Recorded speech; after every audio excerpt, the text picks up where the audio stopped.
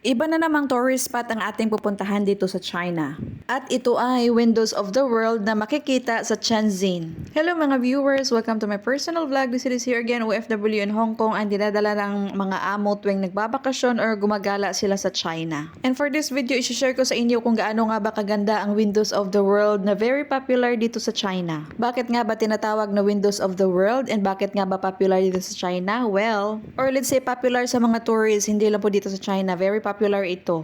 Tinatawag kasi itong Windows of the World kasi lahat ng mga replika na sikat na mga pupuntahan sa ibang bansa ay nandito. Kung wala tayong budget magpunta sa ibang bansa, then this one, the Windows of the World, is really perfect for you. Para ka na rin nag-tour around the world in low budget. Kung gusto mong malaman ang makita ang mga iba't ibang tourist spots sa ibang bansa, then stay tuned.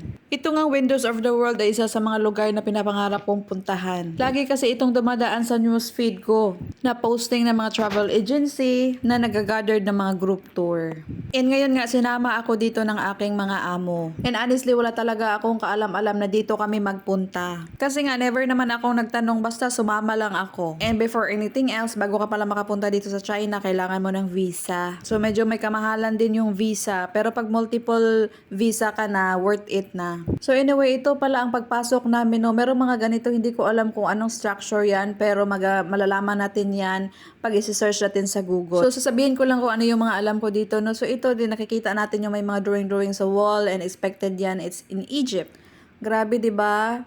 Gayang-gaya nila. And another side, what is this? I don't know kung anong tawag nito, pero maybe makikita din ito sa Egypt. Hindi pa naman tayo nakapunta doon. So hanggang dito lang tayo sa mga replika. Maaga nga kami pumunta dito, mga 10 a.m. and napakainit pa talaga ng paligid and wala pa masyadong tao. 'Di ba? So ako tamang video lang talaga ako. So meron din ganito na blue thing. I don't know, it's very popular to sa ibang bansa, pero hindi ko lang alam talaga kung alin or saang bansa. Iba naman yung detail niya, may mga pa-horses and everything, and napakaganda talaga, napaka-relaxing. Kaso lang hindi ako nakapag-picture dito.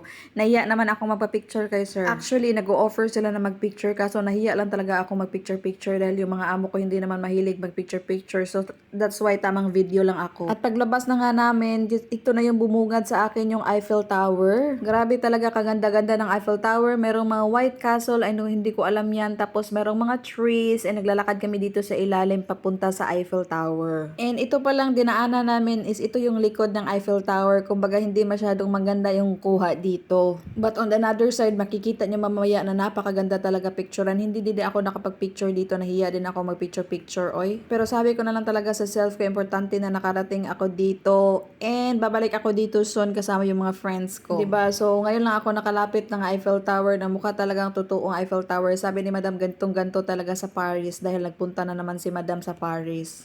So ayan, nakikita nyo ako talaga yan. Nandyan ako sa ilalim ng Eiffel Tower and pwede palang akyatan yan. Maraming mga tao actually ang umaakyat dyan.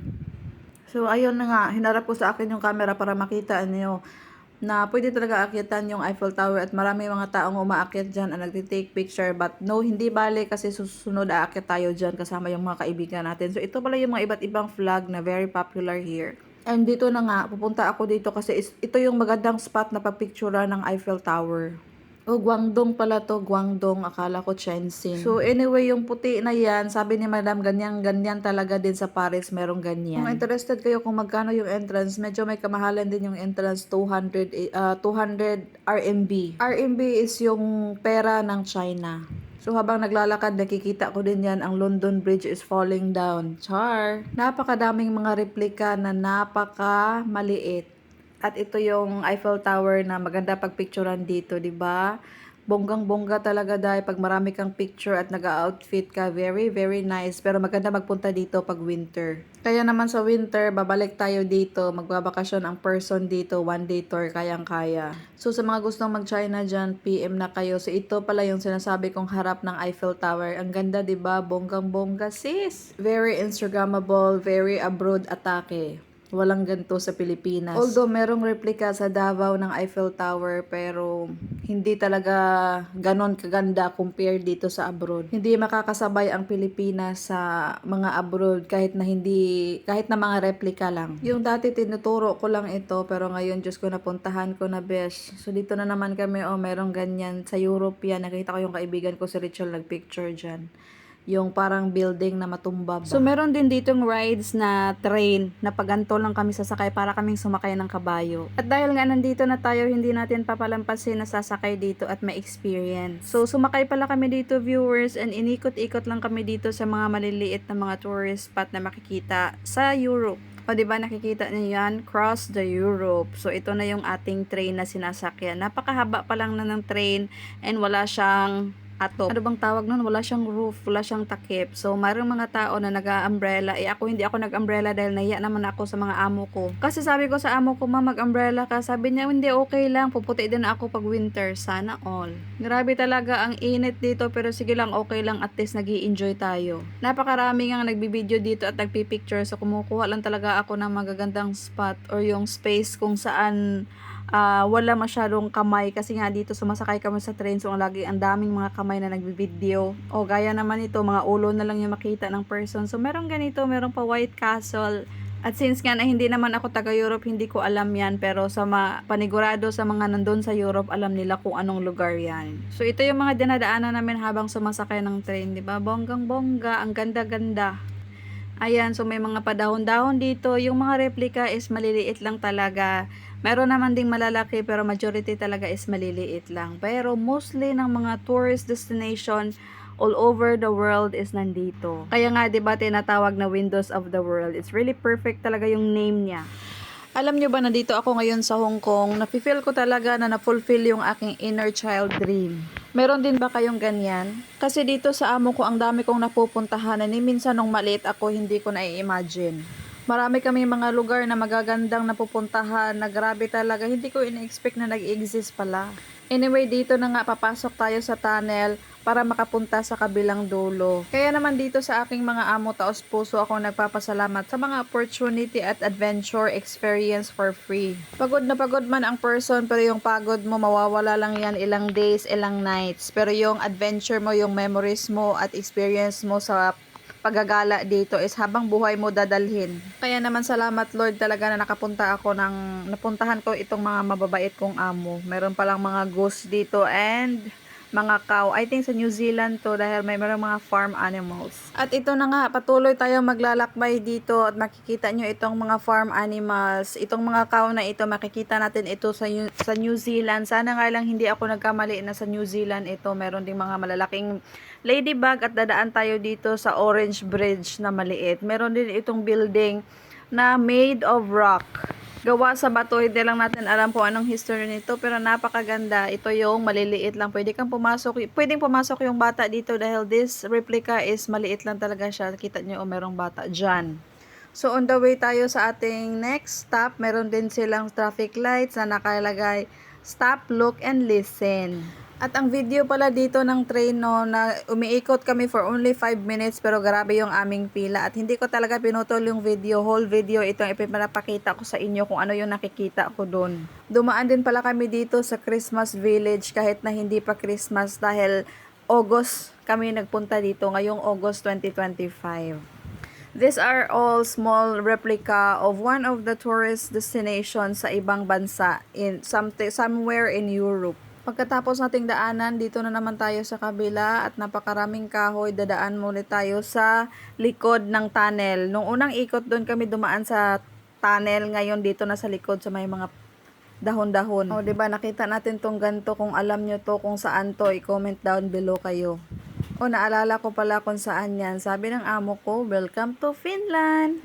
So, i-explore natin yung Finland. Nasa Finland pala yung mga person. So, ito din, maraming tao at nagdadala talaga sila ng payong at saka pamaypay dahil sobrang init. Walang pipigil sa aming mga mahilig gumala kahit na sobrang init. Pag nagpunta ka pala dito, entrance fee lang yung babayaran mo at lahat ng mga rides na pwedeng sasakyan sa loob is libre, so kailangan mo lang talagang matyagang pumila. At hindi naman gaano katagal ang pagpila, medyo mabilis lang compare sa mga rides or mga tourist destination sa Hong Kong. Dito sa mga tourist spot na pinupuntahan sa China, maraming mga tao pero hindi talaga ganun karami i-compare sa Hong Kong na walang visa pag magpunta ka dito. Kailangan mo lang ng balikang ticket at saka hotel booking. Kaya tiyak naman na masasakyan mo talaga lahat ng rides dito sa China. At ito na nga yung aming panghuling spot. Dumadaan kami dito sa tunnel na merong mga pailaw-ilaw, pa disco-disco and whatsoever. So ito na yung last tunnel and paglabas dito, bababa na ang mga person. So medyo mahaba din ito and nagbibigay ng iba't ibang color.